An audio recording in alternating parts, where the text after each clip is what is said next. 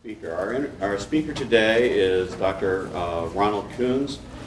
Dr. Koons is a clinical faculty member of the University of California in Irvine. As clinical professor in medicine and ethics, he is a member of the ethics committee of the ethics consultation team. His current activities involve regular rounds discussing end-of-life issues with doctors, residents, medical students, patients, and families. He counsels patients and families about serious illnesses and their management. Dr. Koons received his BS degree from Purdue University, his MD degree from the University of Maryland, which is my home state, his Master of Medical Science from Ohio State, then did 2 years at Bethesda, and then became board certified in both internal medicine and radiation therapy, then taught at Johns Hopkins University, did additional training at MD Anderson. His title of his talk today is The Science of Medical Care and the Art of Medical Caring, Oil and Water. Just as a reminder again, the MDMA, if I didn't mention it, is at the Kornhauser break room. So I'd like you to give a special warm welcome to Dr. Ron Koons.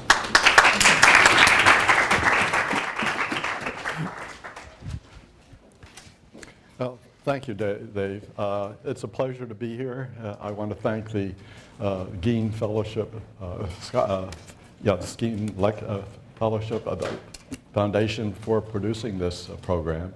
I enjoyed looking at some of the older programs that have been done, and just last April, I think it was, you had a wonderful lecture from a gentleman from New Zealand, a physician from the emergency room physician, but he kind of gave my talk, so if you all want to leave, I would understand why. The interesting title that I was asked to speak about is the topic of a topic that enhances the skills, knowledge, and attitudes that humanize the doctor-patient relationship. And what this title says, or this request of a title, says that somebody is feeling that humanizing doctor-patient relationships is important. Now, Dave didn't tell you, but he was going to tell you about I was born in a log cabin and proceeded across the Oregon Trail. And in my day, we had a lot of respect for patients. They had great respect for us, and our paternalism led them where they should go. Later we found that I wasn't that great a physician, so maybe the patient should ask me questions, and we came into this era of informed consent.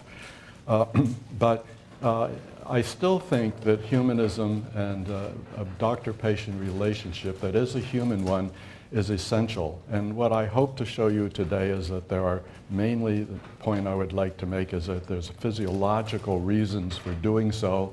And as one of my colleagues said, well, if there's physiological reasons for the art of medicine, doesn't it belong in the science of medicine? And so this is where this kind of concept came.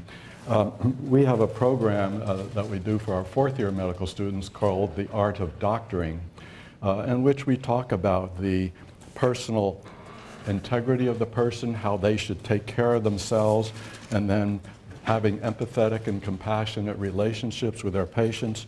And then the third thing is respectful and dignified interprofessional relationships. In that talk, we thought we ought to bring in medical students, and we do, the fourth-year medical students, as a volunteer. It's not a mandatory course. We thought we'd bring in some student nurses and some students who are finishing their work in medical sciences and people of that ilk, because this isn't based on the scientific knowledge. This is based on a humanistic kind of knowledge, and it spreads across all spectrums equally, and we all should be learning how to do it better, because current practice of medicine doesn't really encourage this to occur. So I begin with that kind of a background. I do realize that if you've come to the previous lectures, you already are in this field and understand it, and therefore I realize I'm singing to the choir and my voice is not that great, but let me try. What do we know about humanism? And I don't know how to tell you what humanism is, so I've looked at other people and asked them to tell us how to say it. Mahatma Gandhi had listed 7 blunders in what he thought were 7 blunders in the world, and number 5 is science without humanity. And I think that is a very good point. I'll digress for a minute and get into politics. I think number 7 belongs to our government today. Maybe number 1. Dr. Peabody was professor of medicine a few years ago at Harvard and was a profound writer. And in one of his last talks, this is a quote from it: "Time, sympathy, and understanding must be lavishly dispensed, but the reward is to be found in that personal bond which forms the greatest satisfaction of the practice of medicine." So a reward for the practice of medicine is that personal bond which gives great satisfaction. Now, I would like to, I think, update what he's saying, those 2 words of sympathy and understanding, and replace them with empathy and compassion, because perhaps, at least in my mind, these convey this more carefully. Empathy is the ability to perceive and understand and share the feelings of others. Now, I separate empathy from what Dr. Peabody said of sympathy. I think of sympathy as walking in the patient's shoes. I think of empathy as walking the path with the patient. If I put on someone else's shoes, they never fit. They're always painful. I don't want to be that much involved with the patient because that may cloud my ability to judge carefully. But I can have a lot of empathy, understanding based on my experiences and by what the patient tells me. Compassion is a concern for the suffering of misfortunes of others to the point that you want to do something to help them. Now, it's very important that you read the last part of this description, because our ability to help them is mainly in the ability to provide good medical care for their illness. Now, they have many problems. Perhaps they have financial problems, they've just lost their job, they're losing their home, and the financial problems are part of them. But I'm not going to help them plan how to rob the bank to solve that problem. That's not what I'm trained to do, nor are you.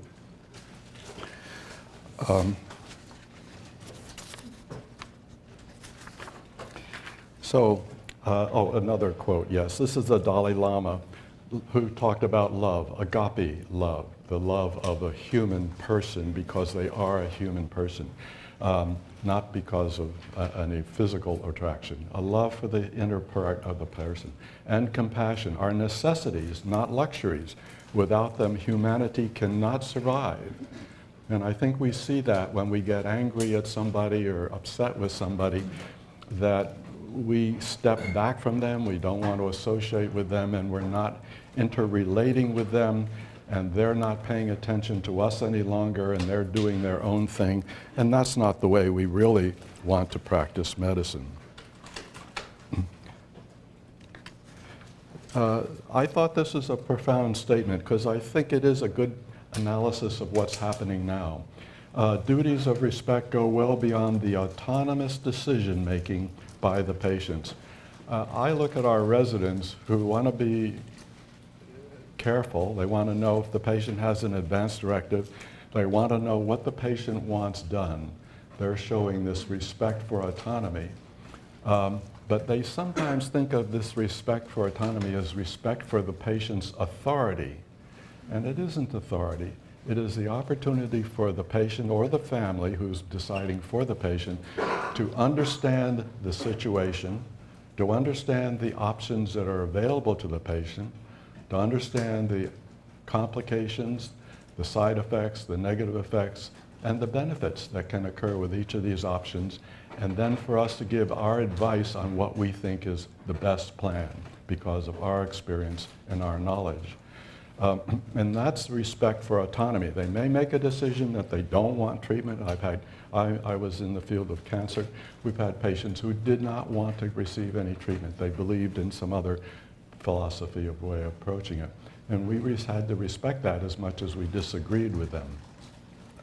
But on the other hand, sometimes families are the more likely to do it, will demand some kind of care which we think is not appropriate. And we have to remember that we have autonomy, and hopefully people will respect our autonomy as caregivers as well as we respecting theirs.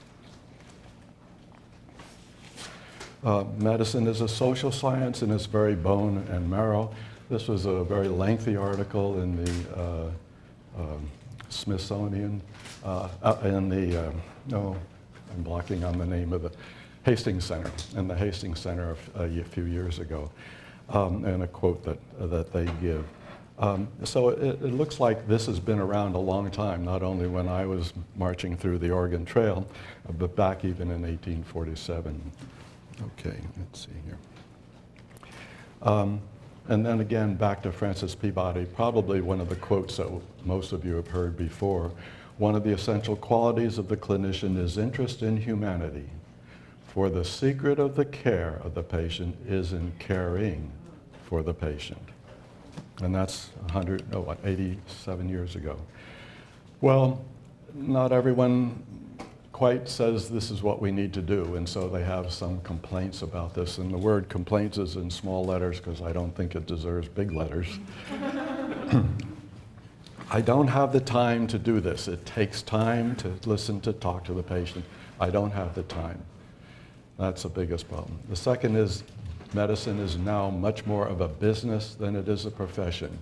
We owe it to ourselves. It is our income, it is our time, it is our comfort, our enjoyment of life that's more important than our duties to our patients and to ourselves as human beings and to our profession. It has made medicine interpersonal, impersonal. We really treat the disease, but we don't treat the patient too often. Fear of future care. Nobody knows what the Affordable Care Act is going to really do to their health care. Will they get things that they previously were allowed to get in the care? Will they have to pay more? What restrictions will there be? So there's a lot of apprehension that makes us focus in on not the interpersonal relationships, but on the business of medicine. And costs, again, are a big factor. Everyone is worried. Will my employer pay my health care costs? Will I have to pay some supplements? Will things be denied? These are real concerns of everybody who is paying for their insurance. But the person who becomes a patient wants the best. And if you want the best car, I think you have to pay for it. If you want the best house, I think you have to pay for it. If you want the best education, I think you have to pay for it. So I'm not sure why we Americans have suddenly thought we could have the best care and not pay for it.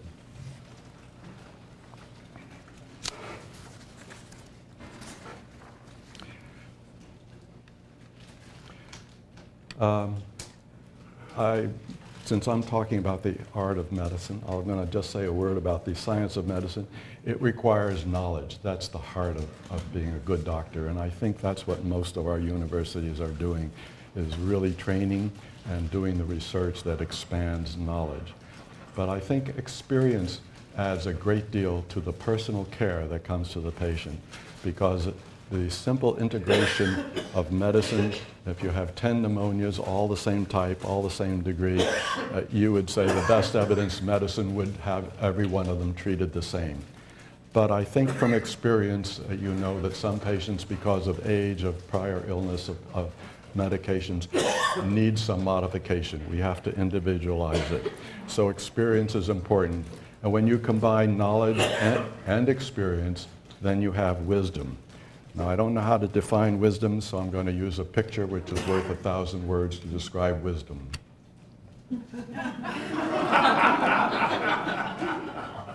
Now, the humanitarian would say, look at that a little more. Look at those eyes in that dog.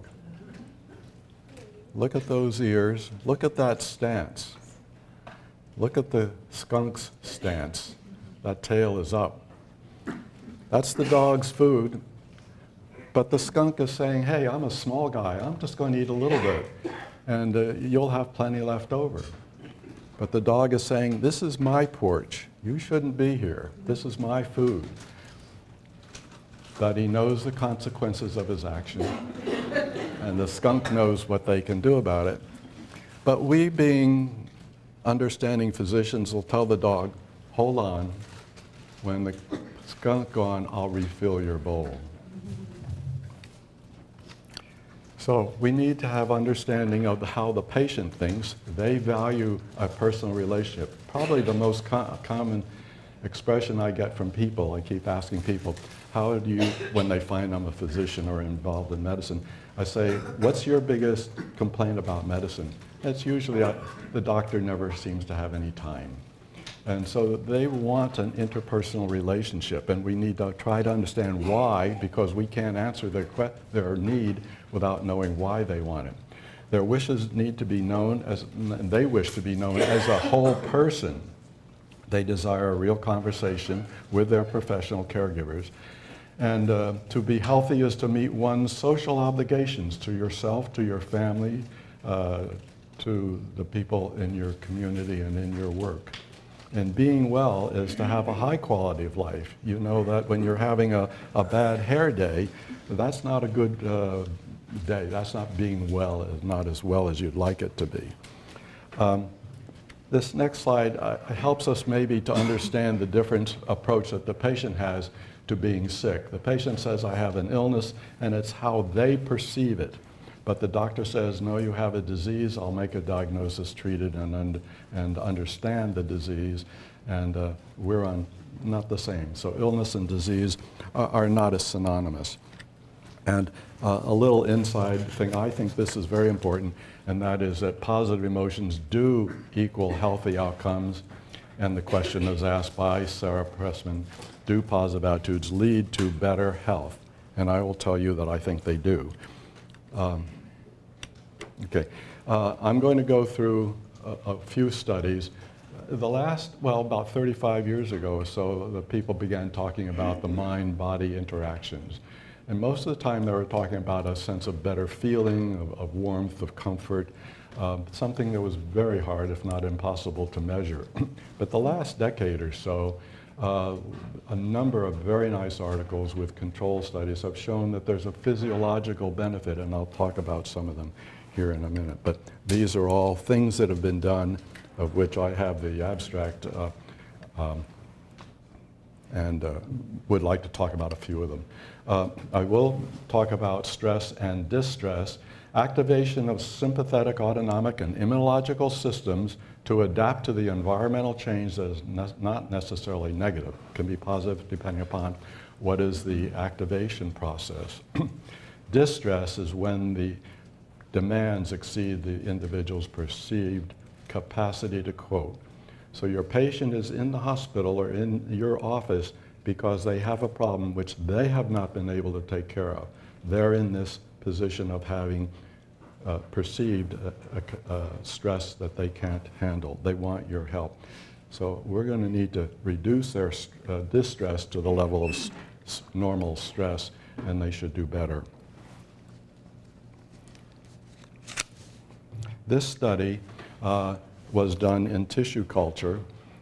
They had, I believe it was ovarian cancer cells that were given intraperitoneal, were growing in the petri dishes, and they changed the level of norepinephrine, epinephrine, and cortisol. And as they raised those hormones in the tissue cultures, the tissue colonies grew faster, there were more colonies, and they were larger. And that was related to the amount of stress hormones present. Then they did this in animals and mice. There were 3 groups of mice. One just had the intraperitoneal injection of the ovarian cancer cells. The second group had a laparotomy without any tissue being removed. And the third group had the nipple line and skin on one side removed and sewed back together. And in those animals that had the stress, those 2 groups that had stress, they had a faster growth of the ovarian cancer cells, more colonies, and larger colonies. Breast cancer patients improved in their immune and neuroendocrine function. They had a very dramatic improvement in this. It was 3 times a week. They massaged the head, the arms, the legs, the feet, the back. And these patients for 5 weeks, and they measured the dopamine, serotonin, NK cells, lymphocytes, and showed an improvement in those patients in the control compared with the control group. And this one I think is my last one. The influence of anger expression. No. This is volunteer people. This was 98 people from the community who volunteered. A suction cup was placed on the non-dominant forearm, left on for 1 hour, raised a great big blister. They measured the healing by daily measurements in these patients, and they also measured their stress hormones. And they found that the people who had higher stress hormone levels usually had slower healing. This is an interesting study where they took patients who had end-stage lung disease, COPD, and end-stage heart disease. Walking was a great effort for these patients, and they used their ability to how far they could walk as a measure. And they had nurses who were trained to help the patient understand the treatment of their disease, the nature of their disease, why things were happening, and how the medicine should be taken. It was all focused on helping this patient to understand their illness and to live with it and to function with it. And they measured their walking capacity, and it improved in those patients that got the attention. The other group did not show an improvement, even though they were getting the same health care. And this one is about, this is done by a pediatric podiatry group in Boston. They had 32 people with chronic non-healing vascular insufficiency, leg ulcers, foot ulcers, and they told all of them how to take care of these wounds and watch them closely in this regard. And half of them they taught imagery, believing that there's increased blood flow into the leg, bringing increased warmth, feeling that now there's nutrition coming in with the serum, and that oxygen is being carried in by the red cells, and this is stimulating the cells to heal and re-epithelialize the wound. 7 of the 16 who did not receive imagery did re-epithelialize, and 14 of 16 in the group that had imagery did re-epithelialize. So there are many more studies like this out there. They're fairly easy to find. So I don't think we can ignore these processes going on. Let me back up here a minute. Imagery, one study with stage 3 carcinoma of the cervix. Unfortunately, a small group. They were in the teens, and the 2 control not. But they're trying to find out how to predict these patients getting a recurrence. And the only difference between the 2 groups that they could find was the group who received phone calls, 5 weekly phone calls, and a month later a 6th phone call, maybe for 45, 60 minutes. How are you doing? What kind of problems are you having? What's helping you? What seems to make things work? A conversation, if you will. As the weeks went on, there may have been some suggestion about patients have found such and such as helpful for fatigue. This is a bit helpful for the sexual difficulties that you're having and so forth. But it was a conversation that was supporting that individual patient by an individual trained caregiver. And they have a statistically improved survival curve in that group. The disease-free interval curve, and the survival curve is bending towards that but hasn't reached it. Studies have been going on for the total time is 11 years so far. Biofeedback, we talked about imagery, wound healings, tissue cultures, animal study, and growth in animals, massage therapy. These are all mechanisms, and the question is, how do these things work? And I'm going to say to you that I feel, and many others now feel, that it is the stress levels that our patients are in. So one of the things I think we need to think about when we're going in to see a patient is, how can I find out about what these patients' stress levels are, what are the stress factors, and which ones can I ameliorate or help them with? Gaining experience, the sensing of one's environment results in an experience of physiological, emotional, mental, and behavioral states that are shaped by past experiences and actions, and informs the action that you now produce and what you do subsequently. Now this is important because if you think of yourself as being sick and being admitted to the hospital and you're admitted to a 2-bedroom that's empty and you're the patient in it, what thoughts are you having at that time? What you're thinking about your illness, I presume? What's going to happen? What are they going to be doing? But then somebody comes in the room. Do your thoughts change? You begin to focus on the person who came in the room. Is that a patient being admitted to the other bed? Is that a nurse? What is she going to do? Is that a doctor? You have some concerns. And part of that is based on your past experiences. And it colors how you react. And so you as a physician or the nurse or the social worker being involved in that with that patient need to make sure that you're paying attention to their stress levels, find out what they are, and see if you can address them. So let's talk a little bit about the skills and the attitudes that you want to carry in when you're seeing your patients.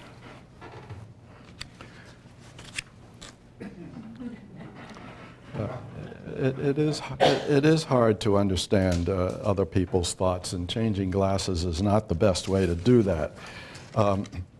But let's look at the whole system here just a minute. You have to know the ingredients of the art of medicine, which involves compassion, empathy, humanism, respect. You can add some words of your own that you think are an important part of this process. You need to understand the obstacles that face you as individuals. Do you have the time? You're not paid for it. You're not the psychiatrist and so forth. You can have those explanations, but you have to think, but am I shortchanging my patient? And in today's world of teamwork,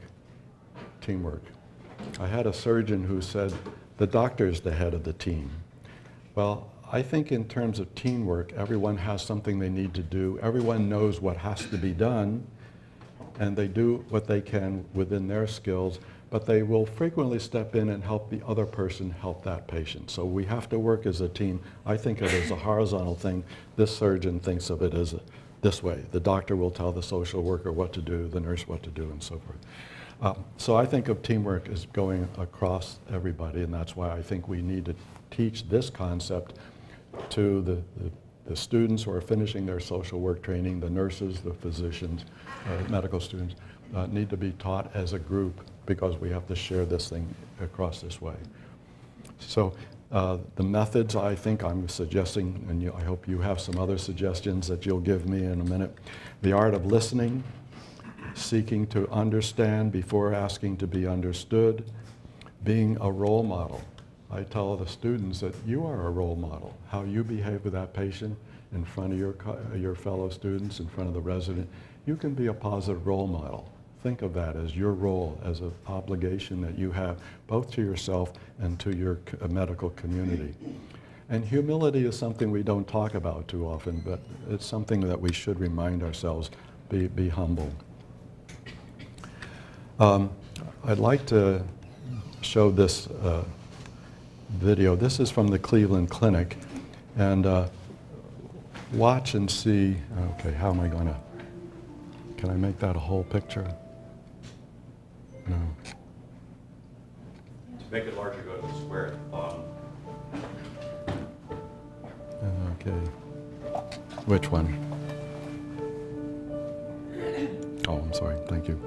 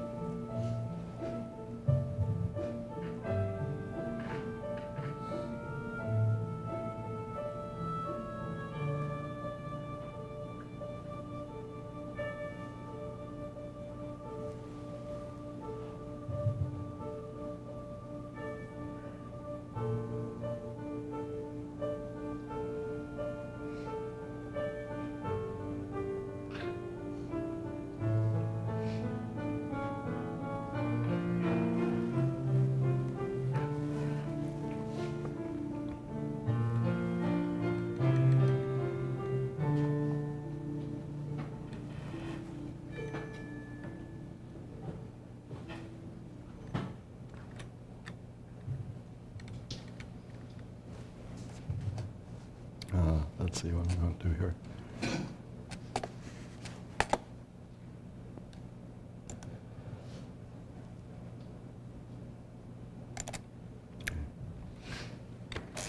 So they asked the questions, could you stand in someone else's shoes? What would you be thinking? I asked, actually, if you walk their path with them, what would you be thinking? It's important from this, I think, to get the fact that probably none of us knew what any of those people were thinking, and yet I think to take care of them, we needed to find out what it was. We needed to hear what they are hearing. We need to see things through their eyes. We need to feel a little bit about what they're feeling, and that will affect how we treat them, because we can focus our scientific-based care on helping them to do better. I was fortunate that when I finished my medical residency, I was invited to a faculty to work in the clinical pharmacology department, a small group at Hopkins that was involved in looking at the oral hypoglycemic agents that were being developed. But there was another group that I was involved with that was giving chemotherapy to cancer patients. It was called chemotherapy of cancer patients. The word oncology had not yet been coined in the field. And so I'm going to see patients who had a life-threatening illness. And I had seen a few deaths occur during my residency, but I wasn't very comfortable with that.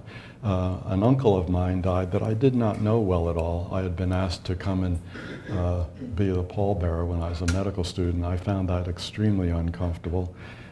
So I wasn't comfortable with death. But somewhere in my home, my father, perhaps, or my mother, had urged me to listen to other people. And so I said, okay, I don't know what it's like to consider the possibility of dying, so I'll ask my cancer patients. And that was a miracle, because they taught me, they were my teachers, about what it's like, what you think about, what's going through their mind, what are their concerns. And they loved to talk about it. They loved to tell me what their fears and their concerns and their hopes were. And I was seeing patients as the new junior faculty member for the professor, who would then come and see them. And after a while, he said, well, you can go ahead and just see them. I don't need to join them, because the attending physicians are saying all the patients like the way you treat them. And so that was my clue, to listen to our patients and learn from them. And I think that's the real key to improving patient care. So we have to find out from them what their thinking is, and then adjust the best evidence medicine to fit it. So we want to ask the person to talk, to use open-ended, non-judgmental questions. Start your discussion with Mrs. Jones, I'm Ron Koons, you're a physician, or I'm your nurse. Tell me what's on your mind. Tell me what your thoughts are. Tell me what's going through your head.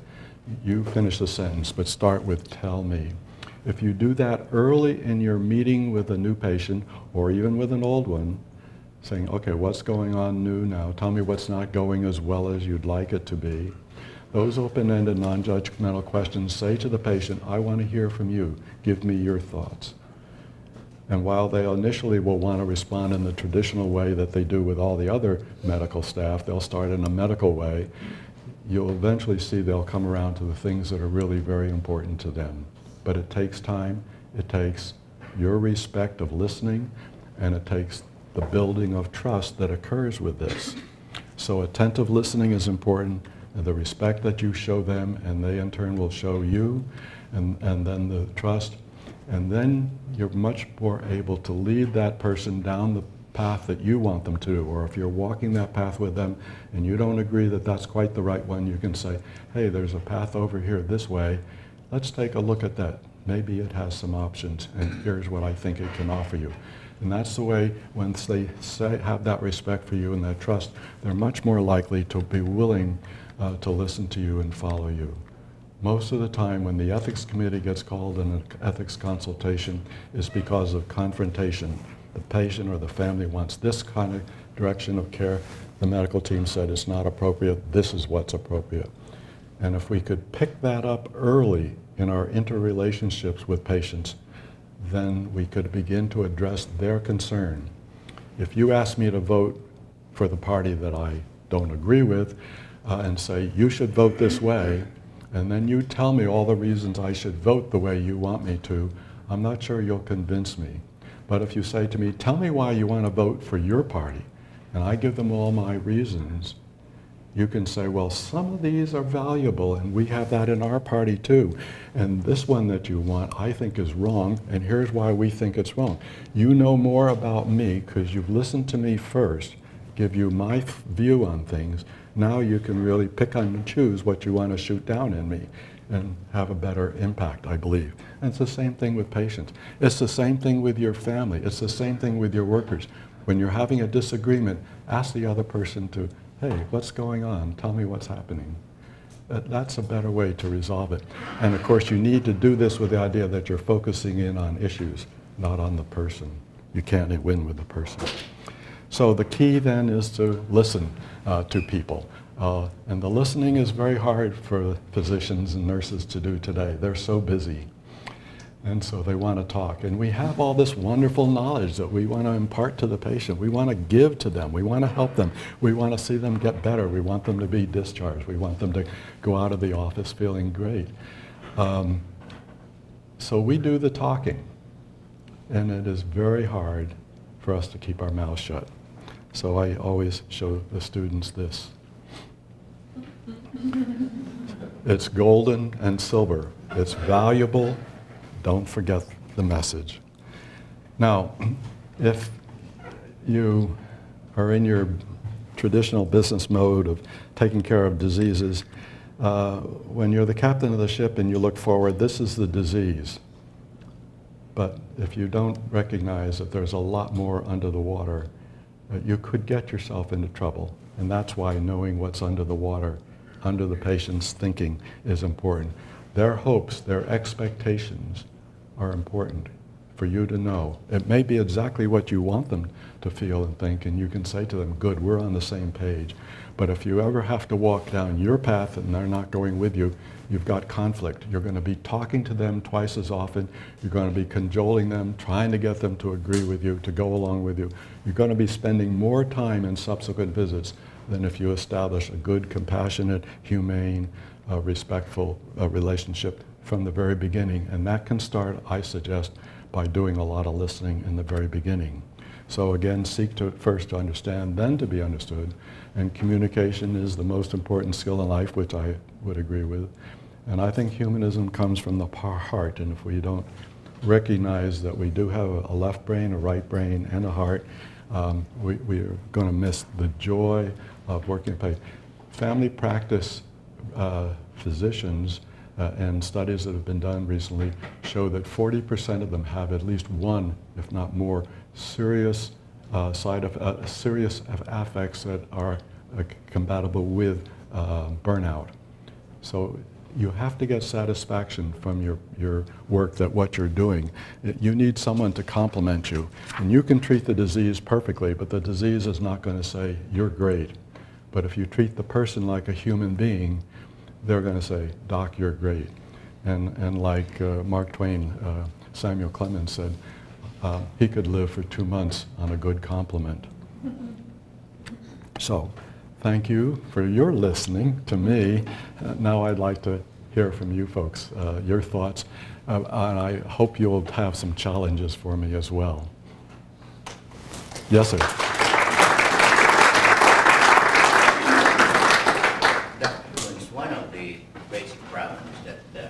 Different diseases have different trajectories.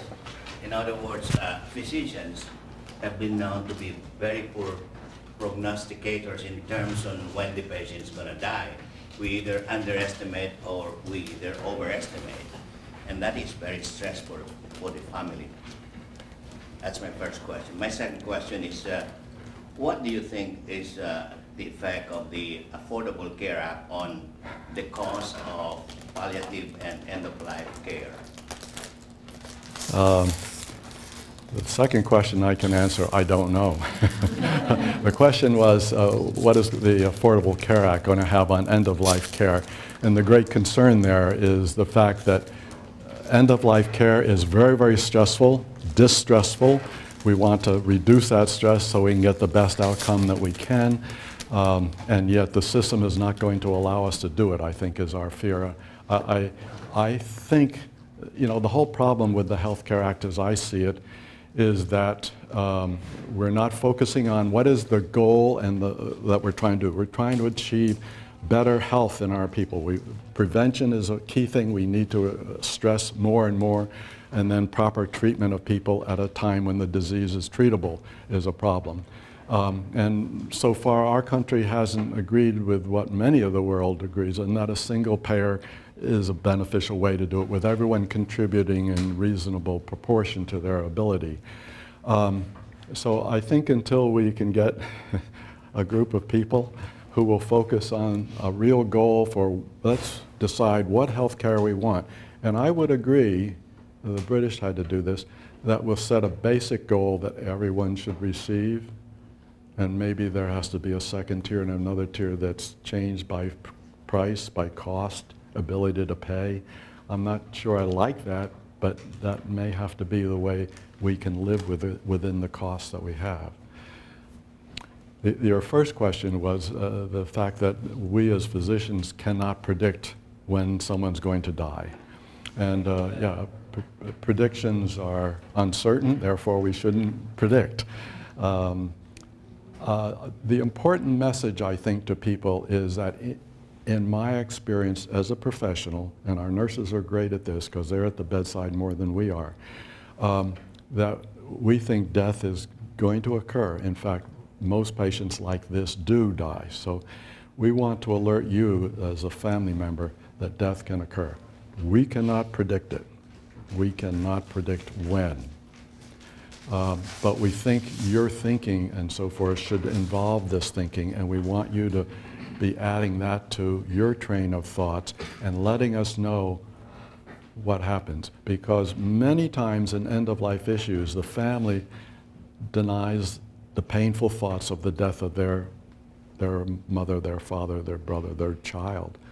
I can't believe that that's going to happen. God's going to create a miracle. Something's going to happen. And I want you to, doctor, nurse, everyone, to do something, do something. And these people need the opportunity to talk about their stress, because many times they will work through their distress about why they can't let go. It is their pain that is directing treatment that is often non-beneficial and maybe painful to the patient. So these people need the opportunity to express their thoughts. So we need to honor their thinking like we do honor respect for autonomy, respect their thinking by listening to it, honoring it. It's appropriate. For them, it's an appropriate thing. But in our opinion, from our medical experience, death will probably occur, and in a reasonable time framework. We can guesstimate that it be maybe hours. I don't think I've been accurate in hours, but I can predict within many days, within weeks, months, year. I think every patient who gets a diagnosis of a disease from which death is going to occur, whether it be in 20 years or in 2 weeks, needs to have a discussion somewhere in that whole problem of discussing the disease, saying some people die, and while we're going to fight very hard to not let this happen, or at least to give you the best life for as long as we can, what are your thoughts if you should be facing death? Not that you have to give me an answer now, but I want you to begin thinking about it. We need to help these people prepare themselves. Okay, most of the disagreements we have with families pushing us to do more at the end of life has to do with them not being prepared to deal with end of life. Yeah, another question, yes.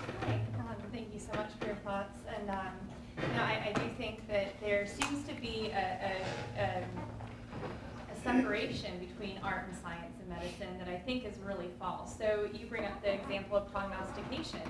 Well, we do have good tools and good evidence. There have been excellent studies, especially in oncology, that do give us some guidance and scientific evidence for, how the general, somebody in the general population will respond to treatments and what their prognosis might be.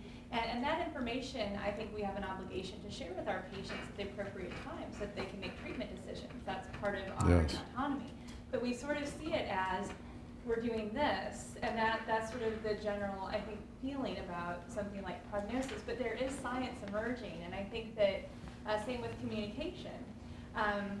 We say communication is important, but how much time do we teach communication? And in the Affordable Care Act, the provision that was put in to reimburse physicians for having these end-of-life discussions was taken out.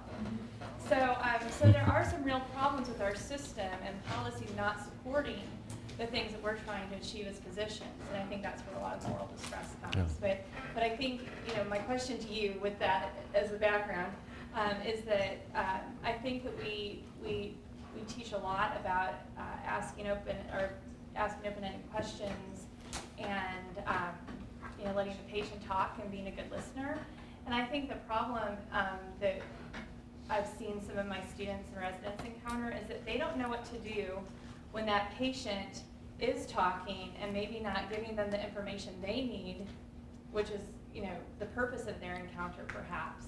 And we don't really give them the tools, the communication tools they need to steer the conversation in a certain direction. So I wondered if you were aware of any sort of, or if you teach certain communication skills, or how we might do better in that, so that we not only say, well, listen, but how do you listen but still be effective in accomplishing your agenda? Okay. I have to repeat the questions, or the statements. The first part was that in practice at the moment we still are separating art from the science of medicine. And my whole purpose here is to say there is a scientific basis on the value of art of medicine that needs to be incorporated. Our patients will do better. They can walk better with end-stage lung disease. They can live longer with their cancers. I mean, we can't begin to ignore that kind of information. We have to make that more public. Secondly, you talked about the Affordable Care Act. The trouble with the legislator, if you're in a business and you've got a problem, how do you look about resolving it? You look at all the different ways that you can resolve it. But how can a legislature resolve an issue? They have one tool. They pass a law.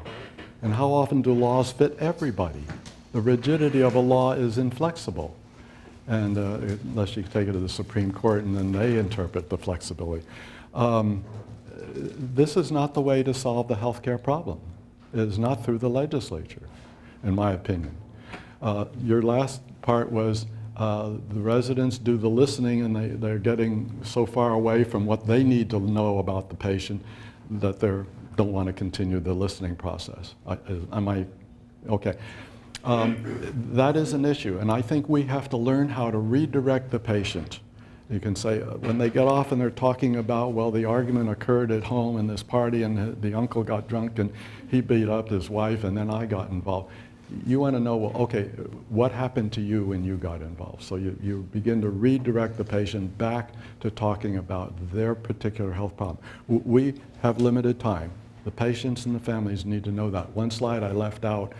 One of the important things we need to do is train the public how to present themselves to the doctor.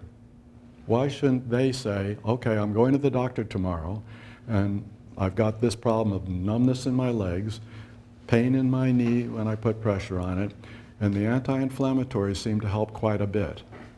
Now, if the patient could put that information together when they come in to see the doctor, it may not give the doctor the diagnosis, but he knows what's problem for the patient because the patient thought about it, and we need to educate the public on how to do this, I think, is one of the important things to do. So in family practice, why don't we prepare something that we, in writing, or something we send to the patient before they come in? Would you think about your symptoms, the time of the sequence of the events, and give them some guideline? I haven't written this up, but that's what I think might be worthwhile. Anybody else? Okay, thank you. Yeah. Oh, yes, sir. I'm sorry. You mentioned earlier in your presentation that the relationship between expectation and cost. And we do practice medicine in this country in the context of a capitalist system. Would you respond, please, to the Institute of Medicine accusation that we pay a great deal more than any other 3 countries in the world, and yet we get less?